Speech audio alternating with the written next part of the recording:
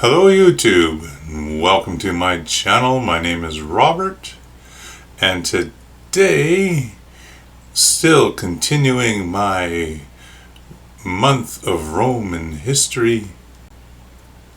Well, first we looked at the Punic War, and then the calendar, how the months were named, Emperor's family tree, the true size of a Roman legion, and now we're going to look at the Roman Senate, the body of government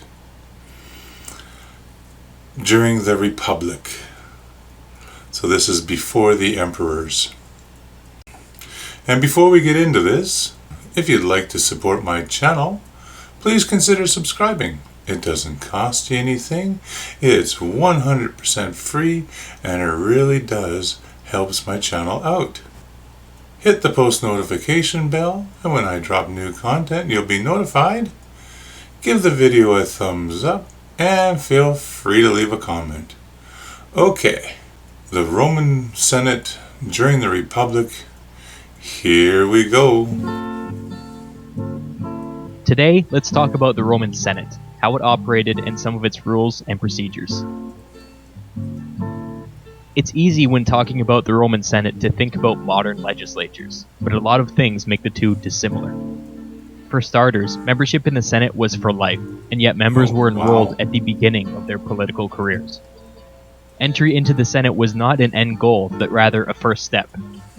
This fact meant that there was a huge age range in the Senate at any one time, from young men in their early 30s to old men in their last senile years. Speaking of senile old men, the word senile takes its root from the Latin word senex, meaning old. The word senator comes from the same root word. The senators, or old men of Rome, were popularly imagined to be old men of experience who would submit their seasoned advice to the younger men who were serving in elected office for that year. In practice, the older men were actually the ones writing the nation's laws. While the Senate may have been powerful, individual senators were not. Individuals who successfully gained lifetime membership in the Senate did not automatically gain very much power or influence.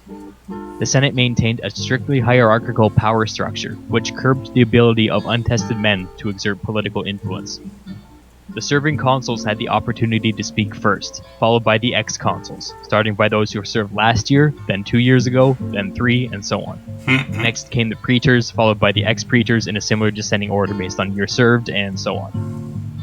As you can see, serious discussion could easily be monopolized by the ex-praetors and the ex-consuls. There just weren't enough hours in the day to hear from everybody. The Romans understood this all too well, and had a slang term for senators who could never get a chance to speak. They called them pedarii, meaning walkers. Voting in the Senate wasn't done with raised hands or with yeas or nays like we do today. It was done by standing up and walking over to the person whose position you were supporting when the final vote was called. This was the only means of influence that the pedarii had. We have a similar term today for these kinds of people, which is backbenchers. Interestingly, the Romans could have easily used the exact same term. Roman senators also sat in order of precedence, with their most important senators sitting up front, as shown here. The pedarii always sat in back. Plus, unlike our backbenchers, Roman senators literally sat on benches. But they went with the word pedarii instead. Whatever. The Romans had a name for the highest-ranking senator. They called him the princeps senatus. This literally just means that he was the first senator, since he was the first listed on the official Senate rolls. He was always the ex-consul with the most personal authority or influence amongst his peers, and was usually a very old man. But he wasn't just the first man listed on the Senate rolls. For long periods of Roman history, the princeps senatus had special privileges, such as the right to convene and dismiss the Senate, the right to propose legislation, and the right to rule on points of order, such as who would speak first when two senators of equal rank wanted the floor. Oh, wow. This was an extremely powerful and prestigious position. Also, being the princeps senatus ranked a man higher than all other ex-consuls. This may have been his most important power, because it meant that if he wanted, he always had the opportunity to comment on legislation first. Sometimes, if a well-respected princeps senatus spoke passionately and eloquently, he could turn an entire chamber for or against a motion before debate had even begun. Wow. Let's quickly run through this whole process from beginning to end. To begin the process of passing a bill, the Senate had to be called to meet. Only specific people could do this: consuls, praetors, tribunes of the plebs, and the princeps senatus. Nobody else. Let's say that a consul called on the Senate to meet. At the meeting, he would read his proposal in front of the Senate, make a few introductory remarks in its favor, and then debate would commence. Speaking order, as always, began with the princeps senatus. Debate would progress, with the princeps senatus acting as referee as needed. After the consul overseeing the meeting decided that the debate was over, he would call a vote and take an official count. In this case, the proposal passes. Next, the consul would move on to the popular assembly. A scheduled vote would take place a minimum of 3 market days later to give people time to think about the proposal. The same consul would preside over this assembly just like he did with the Senate. As before, he would read the proposal and then give some introductory remarks.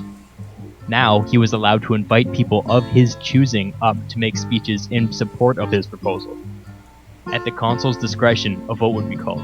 In this case, the proposal passes. At this point, the proposal officially has the force of law, and it is now up to the consuls and the praetors to make sure it goes into effect. As with the selection of a king during the days of the monarchy, the People's Assembly did not have the power to debate a bill, but only to vote yes or no. The person convening the public assembly wielded immense power, since unlike debate in the Senate, he got to decide who spoke and what they spoke about. The fact that the public was presented with just one side of the debate may explain why public assemblies more or less functioned as rubber stamps.